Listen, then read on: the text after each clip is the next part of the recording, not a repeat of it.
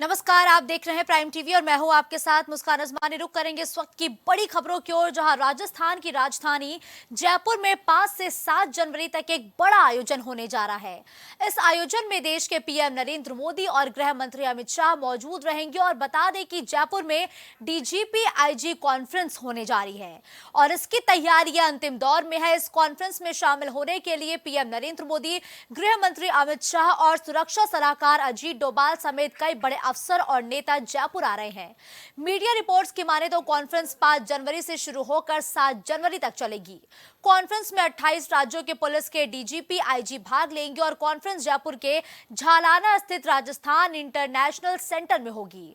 सुरक्षा के मद्देनजर पूरे कैंपस को एसपीजी ने अपने कब्जे में ले लिया है। तो जयपुर में डीजीपी आईजी का बड़ा सम्मेलन आयोजित होने वाला है और 3 दिवसीय इस सम्मेलन में प्रधानमंत्री नरेंद्र मोदी से लेकर गृह मंत्री अमित शाह शिरकत करेंगे। आतंकवाद, साइबर अपराध पर चर्चा होगी। इसके साथ ही आगामी लोकसभा चुनाव के मद्देनजर भी तमाम दिशा निर्देश इस बैठक के दौरान अधिकारियों को दिए जा सकते हैं।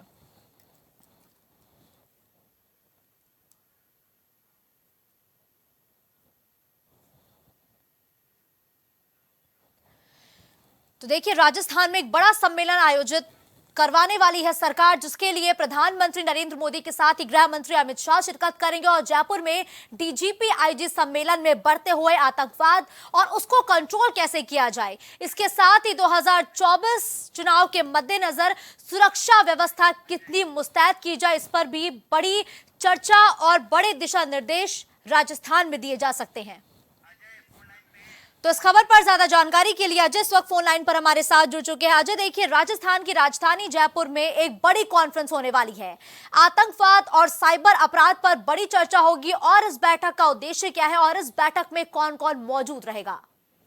जी, आपको बता दें कि प्रधानमंत्री Narendra Modi Amit Shah DG IG conference में शामिल होने के लिए 5 जनवरी को राजस्थान आने वाले हैं और इसके साथ ही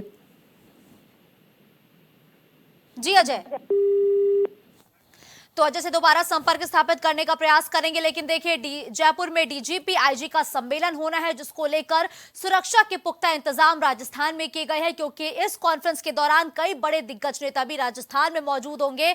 और जयपुर में डीजीपी आईजी सम्मेलन है, जिसमें अधिकारियों को बुलाया गया है, पुलिसकर्मियों की तैनाती की गई और तकरीबन सुरक्षा में 3000 से ज्यादा पुलिसकर्मियों को जयपुर में चप्पे चप्पे पर तैनात किया गया है। और 3 दिवसीय तक चलने वाले इस सम्मेलन में कई बड़े और गंभीर ऐसे मुद्दे होंगे जिस पर चर्चा की जाएगी।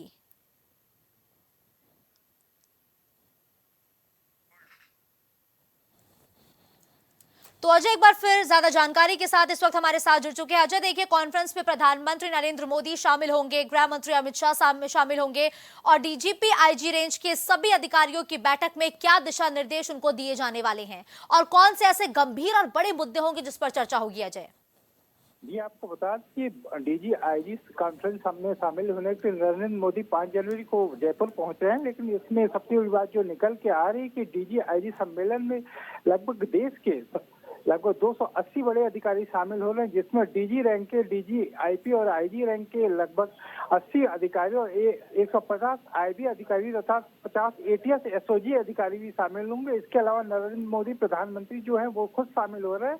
दूसरी तरफ गृह मंत्री अमित शाह तथा राष्ट्रीय सुरक्षा सलाहकार अजीत डोभाल भी शामिल हो रहे हैं।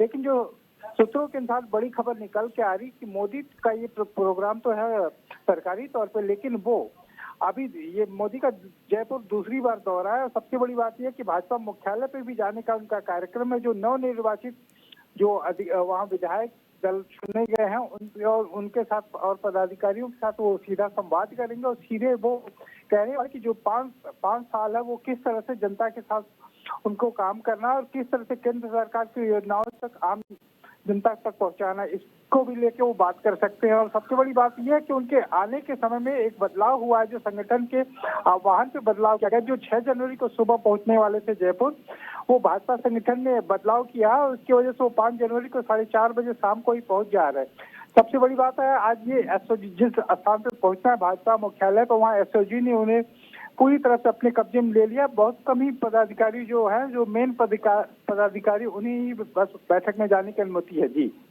लेकिन देखिए अजय, अगर हम मौजूदा स्थिति की बात करें तो हाल ही में ये ऐसा राज्य है जहां पर बीजेपी की वापसी हुई है, बीजेपी अब सत्ता में है और लगातार राजस्थान की बिगड़ी हुई कानून व्यवस्था पर सवाल उठते हैं। तो इस कार्यक्रम के जरिए क्या संदेश देने की कोशिश है?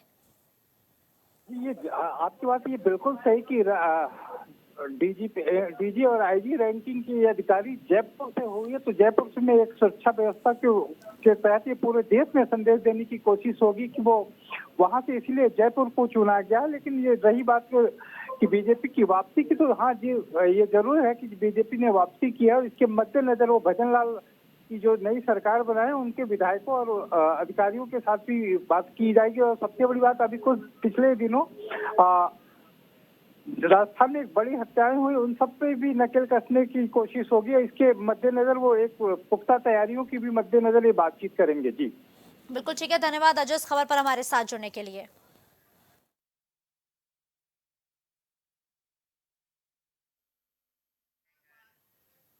लोकसभा 2024 की बिसात जैसे जैसे बिछ रही है, वैसे वैसे सभी पार्टी अपनी तैयारियों को और धार देती नजर आ रही हैं। बात अगर बीजेपी की करें तो बीजेपी हमेशा चुनावी मोड में रहती है। ऐसे में जब बात आम चुनाव की हो तो तैयारियां और पुख्ता करना सभी पार्टियों की पहली प्राथमिकता भी बन जाती है। इन्हीं तैयारियों का जायजा लेने कल गृह मंत्री अमित शाह लखनऊ आ रहे हैं और अमित शाह कल संगठन के पदाधिकारियों के साथ एक बड़ी बैठक करेंगे। इसके साथ ही अमित शाह के सामने पदाधिकारियों का रिपोर्ट कार्ड पेश किया जाएगा। उसके बाद गृह मंत्री अमित शाह 6 जनवरी को अयोध्या जाकर राम मंदिर के दर्शन करेंगे। तो 2 दिवसीय यूपी दौरे पर अमित शाह का कार्यक्रम प्रस्तावित है। इस दौरान जब कल गृह मंत्री अमित शाह लखनऊ पहुंचेंगे तो वो प्रदेश मुख्यालय पर हर एक पदाधिकारी का रिपोर्ट कार्ड जानेंगे और साथ ही साथ किस तरीके से 2024 में जीत की लक्ष्य हासिल करने की तैयारियां की जा रही है, इसकी भी नब्ज टटोलेंगे। और वही 6 दिसंबर को गृह मंत्री अमित शाह अयोध्या पहुंचेंगे, राम की नगरी पहुंचेंगे, जहां राम मंदिर निर्माण से पहले किस तरीके से तैयारियां की जा रही है, प्राण प्रतिष्ठा से पहले क्या कुछ वहां तैयारियां हैं, इसका भी जायजा लेने के लिए गृह मंत्री अमित शाह अयोध्या पहुंचेंगे। तो गृह मंत्री अमित शाह जब अपने यूपी दौरे पर आएंगे तो उनका यह दौरा कई मायनों में अहम हो जाता है, क्योंकि लोकसभा चुनाव से पहले भारतीय जनता पार्टी लगातार सक्रिय है और हर एक क्षेत्र का जो हाल है वो भी जानते हुए गृह मंत्री अमित शाह नजर आएंगे। इसके साथ ही उनकी पार्टियां किस रणनीति पर काम कर रही हैं, क्या आला कमान के हर एक फैसलों को माना जा रहा है या नहीं माना जा रहा है, यह भी बातचीत करके जानने की कोशिश केंद्रीय गृह मंत्री अमित शाह अपने दौरे के जरिए करेंगे।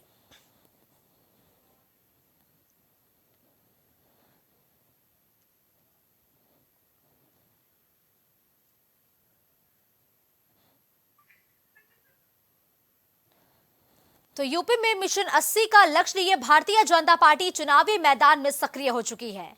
तमाम जो सांसद है, विधायक है, वो अपने क्षेत्र पहुंच रहे हैं, जनता से मुखातिब हो रहे हैं और साथ ही साथ अंदर ही अंदर उन सभी सांसदों का रिपोर्ट कार्ड तैयार किया जा रहा है।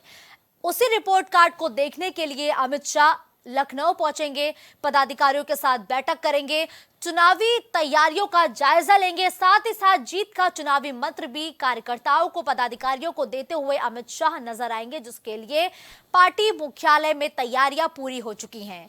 तो वहीं 6 दिसंबर की वो तारीख होगी जब केंद्रीय गृह मंत्री अमित शाह अयोध्या जाएंगे और इस दौरान प्राण प्रतिष्ठा से पहले वहां पर किस तरीके से तैयारियां हैं, सुरक्षा के पुख्ता इंतजाम है, ये भी जानने की कोशिश अमित शाह करते हुए नजर आएंगे।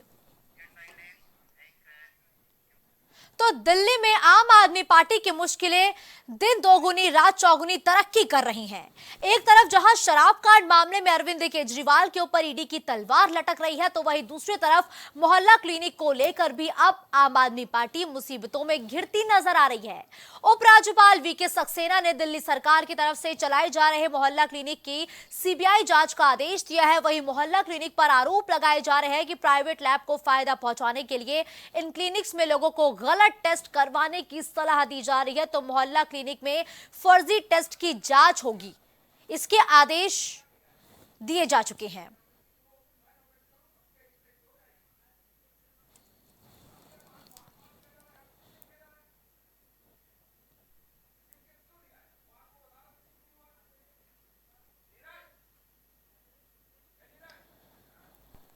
तो तो आम आदमी पार्टी की मुश्किलें लगातार बढ़ती जा रही है। आज की दो बड़ी खबरें जो आम आदमी पार्टी की मुश्किलों को बढ़ाती हुई नजर आई है वो ये है कि ईडी लगातार शिकंजा कसने के मूड में है। इसी बीच आज अरविंद केजरीवाल ने प्रेस कॉन्फ्रेंस की है और प्रेस कॉन्फ्रेंस में वो ईडी पर तो हमलावर नजर आए, लेकिन भारतीय जनता पार्टी पर भी वो निशाना साधते हुए नजर आए। तो वही दूसरी बड़ी खबर आम आदमी पार्टी से जुड़ी निकल के जो आज सामने आई है वो ये है कि दिल्ली के मोहल्ला क्लिनिक में फर्जीवाड़े की जांच सीबीआई करेगी और आरोप लगाए गए हैं कि नकली मरीजों के टेस्ट लिखे जाते थे।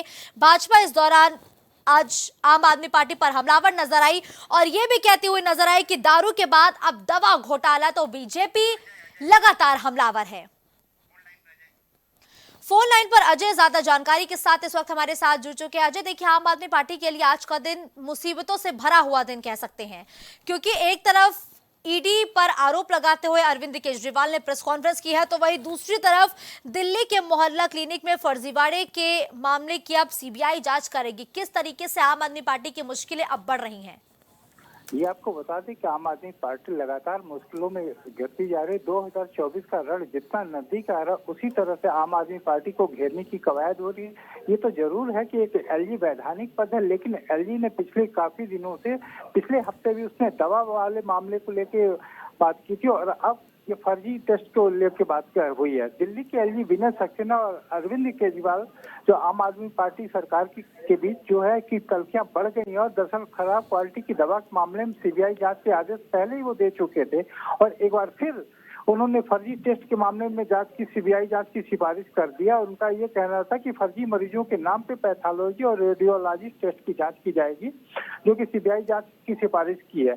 उनका कहना था कि मोहल्ला क्लिनिक में फर्जी जांच होती थी, जिसको लेके काफी पैसे बनाने की बात हुई है और इसको लेके ये भी हो रहा था कि शायद आज अरविंद केजरीवाल ने प्रेस कॉन्फ्रेंस की थी, हो सकता है मुद्दा उठाते, लेकिन शायद उनके पास ये खबर देर से पहुंची, इसलिए उनके इस मुद्दे को जो बड़ी बात निकल के सौरभ भारद्वाज ने कहा, जो कि दिल्ली सरकार में स्वास्थ्य मंत्री, कि उन्होंने ये जरूर कहा है कि मोहल्ला क्लिनिक में गड़बड़ियों को लेके जो सीबीआई जांच की सिफारिश की गई है, इसकी जानकारी उन्होंने खुद दी थी।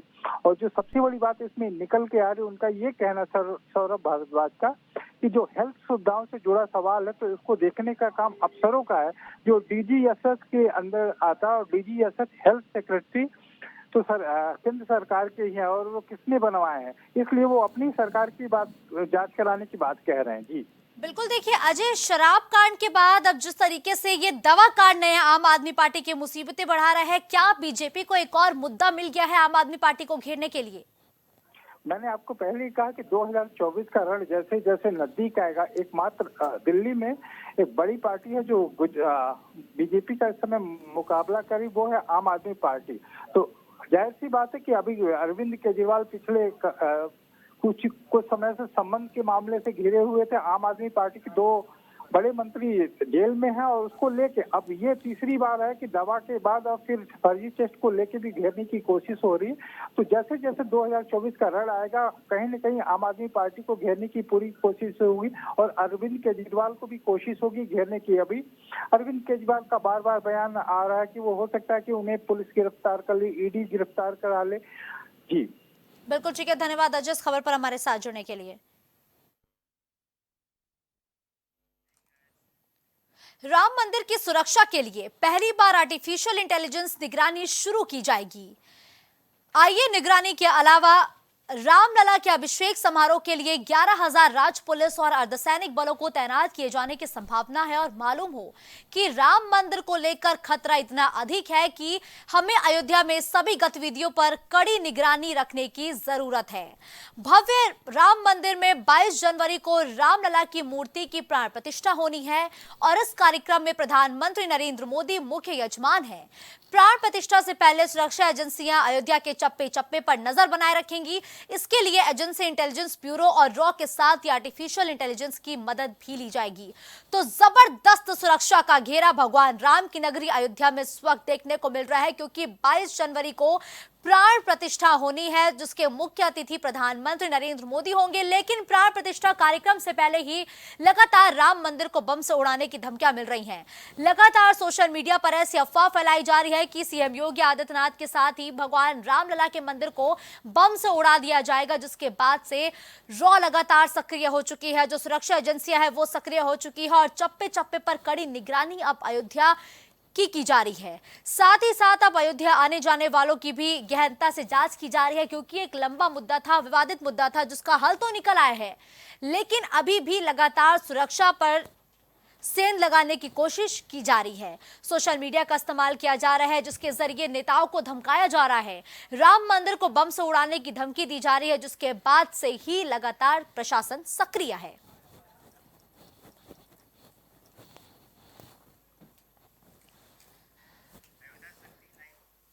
तो अयोध्या से शक्ति ज्यादा जानकारी के लिए इस वक्त हमारे साथ लाइव जुड़ चुके हैं। देखिए शक्ति, अब प्राण प्रतिष्ठा में महज कुछ दिन शेष रह गए हैं, किस तरीके से तैयारियां की जा रही है, कैसी तस्वीरें अब अयोध्या से बाहर निकल के आ रही हैं? अयोध्या की अगर हम तस्वीरों की बात करें तो अयोध्या पूरी राममय हो गई है। 22 जनवरी के प्राण प्रतिष्ठा का कार्यक्रम को लेकर सभी में बहुत हर्षोल्लास का माहौल देखने को मिल रहा है। चाहे हम किसी भी जन की बात करें, छोटा सा आदमी अगर रिक्शा चलाने वाला है, रिक्शा चलाने वाले से लेके हम नेता की बात करें, तो सब बस 22 जनवरी के प्राण प्रतिष्ठा के कार्यक्रम की तैयारियों में लगे हुए हैं। आंखें लगाकर, टकटकी लगाकर देख रहे हैं कि प्रभु श्री राम जी भव्य मंदिर में विराजमान होने वाले हैं। 22 जनवरी को 500 सालों का इतिहास जो रहा है राम मंदिर का, वो जल्द ही अयोध्या वासियों का पूरा होने वाला है। तो अयोध्या वासियों में हर्षोल्लास का माहौल देखने को काफी मिल रहा है। और सुरक्षा व्यवस्था की अगर हम बात करें तो सुरक्षा व्यवस्था की जो यहाँ पे लगाई है, बहुत चाक चौबंद की जा रही है। जो वरिष्ठ अधिकारी हैं वो लगातार मीटिंग पे मीटिंग कर रहे हैं, उसको लेकर बैठक पे बैठक चल रही है सुरक्षा व्यवस्था को लेकर अयोध्या में। लेकिन देखिए शक्ति, जिस तरीके से रामलला की प्राण प्रतिष्ठा में बहुत कम दिन शेष रह गए, आपने जिक्र किया कि सुरक्षा के पुख्ता इंतजाम है, लेकिन अब अयोध्या वासियों के साथ ही जो मुख्य अतिथि आने वाले हैं उनको धमकियां भी मिल रही है कि राम मंदिर को बम से उड़ा दिया जाएगा, सीएम योगी आदित्यनाथ को बम से उड़ा दिया जाएगा। क्या विशेष तौर पर सुरक्षा के इंतजाम किए गए हैं? रॉ किस तरीके से सक्रिय है? जो सुरक्षा एजेंसियां हैं वो और क्या कुछ इस्तेमाल कर रही है? नई टेक्निक का इस्तेमाल कैसे किया जा रहा है? जो खुफिया विभाग की अगर बात करें तो हमारे मुख्यमंत्री, सूबे के मुख्यमंत्री जो है वो लगातार यहाँ पे दौरा कर रहे हैं, खुद वो सुरक्षा व्यवस्थाओं का जायजा ले रहे हैं। अभी 30 दिसंबर को श्री राम इंटरनेशनल एयरपोर्ट का उद्घाटन हुआ था, अभी उसका नाम बदल दिया गया है। पीएम मोदी यहाँ पे मौजूद थे, उन्होंने उद्घाटन किया और रेलवे स्टेशन का उद्घाटन किया। उसमें हम व्यवस्थाओं को लेकर बात किए थे, वहाँ की व्यवस्थाएं जो थी अगर विभाग की अगर हम बात करें तो जिस तरीके से वहां पे देखने को मिल रहा था, हम पत्रकार होके वहां पे गए थे, हमारी इतनी तलाशी ली गई है तो आम लोगों की कितनी ली जाएगी वो आप समझ सकते हैं। लेकिन अगर शक्ति, टेक्निक्स आजकल तो बहुत सारी टेक्निक्स आ गई हैं, आर्टिफिशियल इंटेलिजेंस का इस्तेमाल किया जा रहा है। क्या आधुनिक चीजों का इस्तेमाल अयोध्या में किया जा रहा है ताकि सुरक्षा में चूक ना हो? जी, एआई का इस्तेमाल किया जा रहा है यहाँ पे सुरक्षा व्यवस्था को लेके, और चप्पे चप्पे पर स्कैनर लगाए जा रहे हैं। यहाँ के कैमरे जो हैं वो इतने हाईटेक कर दिए गए हैं कि वो फेस डिटेक्शन कर रहे हैं, मोशन डिटेक्शन कर रहे हैं कि अगर कोई भी आ रहा है, उस संदिग्ध दिख रहा है तो वो पूरा कैमरा उसी पे फोकस कर ले रहा है। इस तरीके से, और ड्रोन भी आधुनिक यहाँ पे लगाए जा रहे हैं। सुरक्षा व्यवस्था को लेके तैयारियां जो है एकदम से चाक चौबंद की जा रही हैं। चलिए देखिए शक्ति, ये तो रही तैयारियों की बात, लेकिन राम मंदिर का निर्माण अब कहां तक पहुंचा है और क्या कुछ होना बाकी है? राम मंदिर का निर्माण लगभग कंप्लीट हो चुका है। जो साफ सफाई का कार्य है सिर्फ वो अब चल रहा है। सारा जो है चीजें जो थी वो कंप्लीट हो चुकी थी। नक्काशी की बात करें तो नक्काशी भी वहां पे कंप्लीट हो चुकी थी। साफ सफाई की बस साफ सफाई जो है वो चल रही है यहाँ पे अयोध्या में प्रभु श्री राम के मंदिर को लेके, और पूरी अयोध्या भी साफ सफाई की जा रही है। जहाँ पे रोड की लाइट की अगर हम बात करें तो रोड लाइट लग चुके हैं, और साइड में जो पट्टियां बनाई जा रही थी पट्टियां पूरी बन गई हैं। बस सिर्फ जो है वो साफ सफाई की जा रही है और उसको चमकाने का कार्य किया जा रहा है। बिल्कुल शक्ति, यानी कि अगर हम अयोध्या की मौजूदा तस्वीरों पर गौर करें तो राममय माहौल बनता हुआ दिख रहा होगा। जी, राममय माहौल तो आप देख सकती हैं। अगर हम चाहेंगे, कुछ लोग भी हैं, हम इनसे भी बात करेंगे जी। कि किस तरीके से यहाँ पे अयोध्या जो राममय हुई है, क्या कहना चाहेंगे उस पे? अयोध्या के बारे में मैं इतना कहना चाहूंगा कि अयोध्या आने पर यहाँ पे जो व्यवस्थाएं देखी जा रही है वो बहुत ही चौक चौबंद है। और उत्तर प्रदेश से सरकार यहाँ पे जो आप संगठन की तरफ से हैं, तो किस तरफ से संगठन की क्या व्यवस्थाएं हैं और कैसा लग रहा है आपको अयोध्या में आके? संगठन की तरफ से यहाँ पे देखिए अपना राष्ट्रीय स्वयंसेवक संघ और यहाँ पे जो भाजपा का संगठन है वो लगातार यहाँ पे अपना टोलिया बनाकर जो यहाँ पे लोग आ रहे हैं, जितने भी लोग आएंगे यहाँ पे, चाहे वो विशिष्ट अतिथि हो चाहे वो गणमान्य लोग हों, उनके सभी आने की व्यवस्था यहाँ पे की जा रही है। उनके रहने की, यहाँ पे रुकने की व्यवस्था, उनके भोजन की, पाने की, सभी की यहाँ पे व्यवस्थाएं लगातार यहाँ पे संगठन के माध्यम से कहा यह जा रहा है कि 22 जनवरी के प्राण प्रतिष्ठा के कार्यक्रम के दिन जो भी श्रद्धालु आ रहे हैं, किसी को भूखा नहीं रखा जाएगा। उस पर क्या व्यवस्थाएं हैं? जी बिल्कुल, ये बिल्कुल हम लोग अपना बताना चाहते हैं। हम लोग यहाँ पे संगठन से हैं, मैं यहाँ पे अपना संगठन का दायित्व यहाँ पे देख रहा हूँ राष्ट्रीय स्वयंसेवक संघ की तरफ से। तो यहाँ पे जो यहाँ पे श्रद्धालु आएंगे, उनके भोजन की व्यवस्था, उनके रहने की व्यवस्था, उनके भोजन की व्यवस्था, यहाँ पे लंगर लगाए जा रहे हैं। भोजनालय यहाँ पे चाहे वो अपना कार्तिकपुरम हो, चाहे वो बाग विजयसी हो, चाहे वो अपना तीर्थ क्षेत्रपुरम हो, यहाँ पे हर जगह पे अयोध्या में वो कहीं पे भी आता है, कोई भी श्रद्धालु बाहर से आएगा, वो रुकने के लिए यहाँ पे पर्याप्त व्यवस्थाएं की गई हुई हैं और यहाँ पे खाने के लिए भोजनालय की देखा ये जा रहा है, लोगों के लिए तो व्यवस्थाएं की जा रही हैं, जो यहाँ पे जानवर हैं उनके लिए भी व्यवस्थाएं की जा रही थी, ऐसा कुछ सुनने में आया था। देखिए ऐसा है, हमारे तरफ हमारे तमाम प्रकल्प हैं, हमारे तमाम आनुषंगिक संगठन हैं जो यहाँ पे काम कर रहे हैं, निरंतर काम कर रहे हैं। गौ सेवक है यहाँ पे, तमाम जो गौशालाएं हैं और यहाँ पे निरंतर अपना उस पर काम किया जा रहा है। ये कहा जा रहा था कि 22 जनवरी को यहाँ पे कोई भूखा नहीं रहेगा, चाहे वो चिड़िया हो जाए या जानवर हो जाए, आदमी से लेके किसी को भूखा नहीं रखा जाएगा। संगठन की तरफ से ऐसा कुछ आया था? जी बिल्कुल, इस तरह से संगठन की तरफ से हमारे तरफ अब तमाम अधिकारी हम लोग को अपडेट दे रहे हैं। उनका दिशा निर्देश हम लोग को प्राप्त हुआ है कि यहाँ पे जो भी आएगा, जो भी राम भक्त आएंगे, उनको इस तरह से अपना भूखा नहीं रखा जाएगा। उनके भोजन की समुचित आने जाने की हर तरह की व्यवस्थाएं, इसकी जिम्मेदारी हम लोग को मिली हुई है, इसका हम लोग पूरा निर्वहन करेंगे। जय श्री राम। और भी लोग कुछ मौजूद हैं, क्या कहना चाहेंगे? अयोध्या राममयी हो रही है उस पर? बिल्कुल, राम की अयोध्या थी तो राममयी हो रही है, इसमें कहने की क्या बात है। पहले से राममयी अयोध्या थी, चाहे कार सेवकों पर गोली चलने से लेकर चाहे आज की बात कर लीजिए। राममयी उस समय भी थी, राममयी आज भी है और आगे भी रहेगी। 22 जनवरी के प्राण प्रतिष्ठा को कार्यक्रम को लेकर कितना हर्षोल्लास है? बिल्कुल, बहुत हर्ष है। यहाँ तो बच्चे जो है यहाँ दौड़ रहे हैं, नाच रहे हैं, सबके अंदर ये मतलब धूम मची है कि हाँ किस प्रकार से भगवान आएंगे। और 500 वर्ष पहले जब भगवान अपना 14 वर्ष का वनवास काट के आए थे, उससे भी कई ज्यादा मतलब उमंग और खुशी लोगों के अंदर जाहिर हो रही है, देखने को मिल रहा है। जैसा कि अयोध्या वासियों का भी कहना है, आप साफ देख सकती हैं तस्वीरों में कि किस तरीके से यहाँ पे लोगों में हर्षोल्लास का माहौल जो है वो बना हुआ है। देखिए शक्ति, जो मुख्य अयोध्या है उसको तो लगातार सजाया जा रहा है, लेकिन आपके पीछे की तस्वीरें कहीं ना कहीं मुझे हैरान कर रही हैं, क्योंकि एक तरफ हम भगवान राम की नगरी को पूरी तरीके से चुस्त और दुरुस्त कर रहे हैं ताकि एक अनोखी जो मिसाल है वो पूरी दुनिया भर, पूरे विश्व में पहुंचे, लेकिन एक ये भी अयोध्या लगातार मैं आपके पीछे देख पा रही हूँ जहां पे मुझे गंदगी का अंबार दिख रहा है। शक्ति, जो ये हमारे पीछे आप जिसकी बात कर रहे हैं, यहाँ पे निर्माण का कार्य हो रहा है। हम यहाँ से खड़े होकर लाभ दे रहे थे इसलिए कि अयोध्या के गांव के अंदर में क्या माहौल है। हम गांव के लोगों से बात किए हैं कि किस तरीके से यहाँ पे गांव के लोग जो है वो यहाँ पे आप देख सकते हैं कि कार्य जो है, निर्माण का कार्य वो भी लगातार वो चल रहा है। हम रोड पे खड़े हुए हैं, ये गांव की स्थिति है और धीरे धीरे आप पीछे हमारे देख सकते हैं कितनी साफ सफाई भी है यहाँ पे रोडों पे। हमेशा यहाँ पे जो है साफ सफाई का जो माहौल है वो लगातार लगा हुआ है।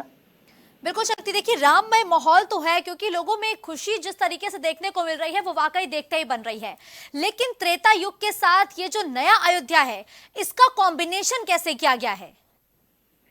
त्रेता युग की अगर हम बात करें तो जो पुराने आर्किटेक्चर थे उनकी तरीके से और पुरानी जितनी भी रोड है, यहाँ पे रोड पे जो दीवारें हैं, वहाँ पे जो हाईवेज हैं, उसके साइड में प्रभु श्री राम की मूर्ति बनाई गई है। प्रभु रामायण के तर्ज पे सारी मूर्तियां बनाई जा रही हैं, जो पौराणिक जिनकी मान्यताएं थी उस तरीके से चीजें बनाई जा रही हैं। जो द्वार हैं वो पौराणिक के तरीके से बनाए जा रहे हैं। भव्यता अगर आप 22 जनवरी को प्रभु श्री राम के अयोध्या की भव्यता देखने को मिलेगी। बिल्कुल ठीक है, धन्यवाद शक्ति इस खबर पर हमारे साथ जुड़ने के लिए।